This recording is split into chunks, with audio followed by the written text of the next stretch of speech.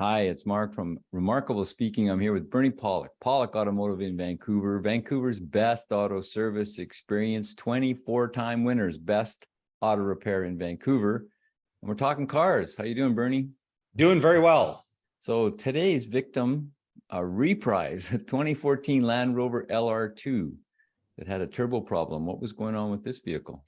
Yes, this vehicle came to our shop with an exhaust leak issue. There's a ticking noise coming from under the vehicle, and it was definitely an exhaust leak of sorts. Okay, so what kind of testing and diagnosis do you have to do to find what's actually going on? Well, we used one of our best piece of testing equipment, our ears. That's the biggest diagnostic aid for this particular task. So, of course, listening to the vehicle, trying to determine what area the sound's coming from, a hoist inspection, visually look, well, we use our eyes too, looking at the exhaust for signs of leaks. And then listening with either just our ears or to pinpoint things, and which we need to do in this case. We have a stethoscope we've kind of adapted for listening to sounds and noises. So we basically listened around, found that there's a leak coming right from the exhaust manifold where it bolts up to the cylinder head. And that is an integrated unit. It's the turbocharger and exhaust manifold all formed as one unit. How common of an issue is this? Pretty common. They do fail a lot on these vehicles. We've done a few of them, and I expect we'll be doing a lot more of them. You have some pictures. I do. Yeah, pictures. Always the fun part. Okay, so there's a photo of the manifold removed from the vehicle. You can see a lot of black soot around here. And again, this manifold is tucked in. It's at the back of the engine compartment. It's tucked way in. It's got shields and covers, but if you look close enough, you can generally see it. And I think most of the times we found it's the left side, the driver's side of the manifold. The cracks may not be in every case, but that's what we've noted so far. Here's a closer view of the actual crack. You can see it's all welded steel. Flange is just basically cracked off where the red arrow points. Actually, we've got one other view here. That is the old unit. So as you can see by the manifold, it goes directly into the turbocharger. It's all manufactured as one piece. It's compact, it saves space, and quite a few manufacturers do this sort of thing.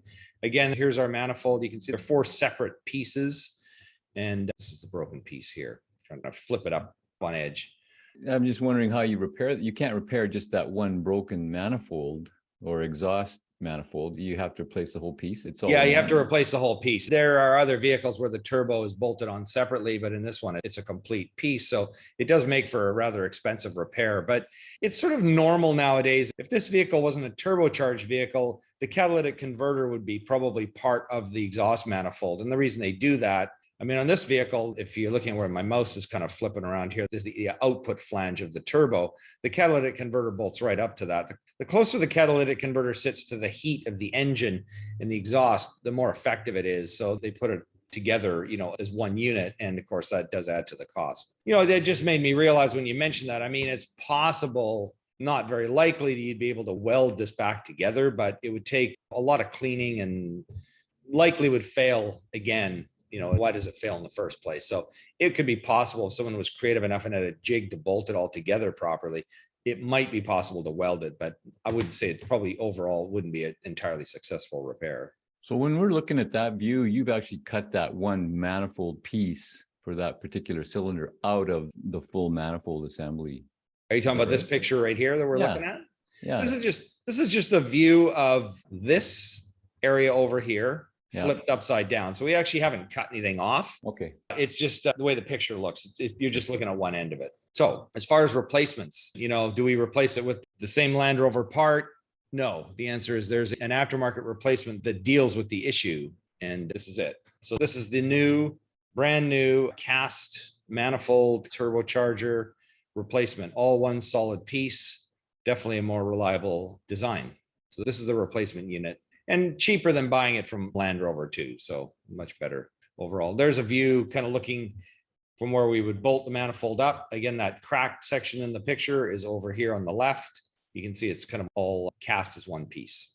So you just do it on one side. This isn't happening on both sides of the engine. No, this is a 4-cylinder engine. It's not a V8 twin turbo. It's an LR2. It's a little small car. So it's a good, highly efficient engine. I can't remember what the size of it. It's 2 liter, 2.3. Anyways, it's one side. So the upgraded part, Land Rover doesn't do a great job on the original thing, but it's a 2014. You got 7 years out of it. How often are you seeing this kind of repair? Well, interestingly, in the same week we did this one, we also had a 2017 that had a turbo. This one actually had a turbocharger problem, but while we were diagnosing it, we found that the manifold was cracked also in the same area. And the newer one, the 2017, there's a slight design difference in the turbo, but the same basic welded steel pipe system used on that one. So we replaced it with a unit like this. So that's 2 in a week.